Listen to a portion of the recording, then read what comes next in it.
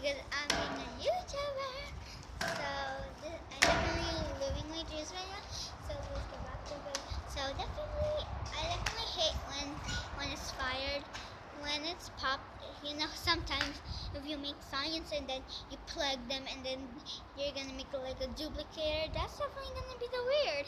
Because if you do a duplicator and then maybe sometimes you show it to your friends and then it's raining outside and then you thought nothing is gonna happen.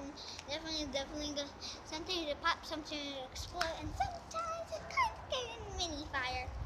Because sometimes like the bomb's like boom like that. So it's fire and a bomb, not exploding. It's definitely exploding.